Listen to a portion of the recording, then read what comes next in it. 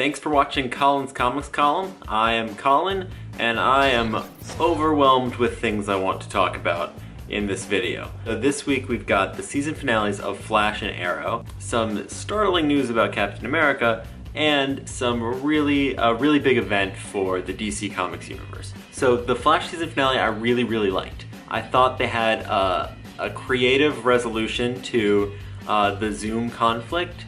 I think maybe at the end there he turned into the Black Flash, so that's an exciting prospect for the future, is what could Hunter Zolomon come back as. I'm also really intrigued by, and this is a spoiler for The Flash, the ending, because the first comic books I started purchasing were the Flashpoint books, actually, because I heard it was a good time for potential new readers to jump onto the DC bandwagon. So I'm really excited to see what they do next season. Like, is it going to be all different? Is he going to get back and there's going to be a Flashpoint? So I'm hoping that that's the case. I think that's a really interesting story, and something that really gets at kind of like the heart of what it means to Barry to be the Flash. So that was really exciting to me, and I liked that the ending made a lot more sense than the first season finale. There's some big Captain America news this week. Marvel announced that Captain America has been a Hydra agent the entire time.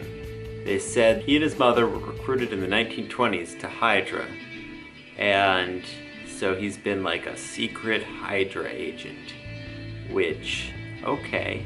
So out of universe for a second, that doesn't make any sense, and it's a little bit disrespectful to the creators of Captain America, who created him to be kind of like what the Nazis thought was ideal, but represented their own ideals, which was punching Nazis in the face. It's just like, what? It's like, oh, Captain America's a Nazi.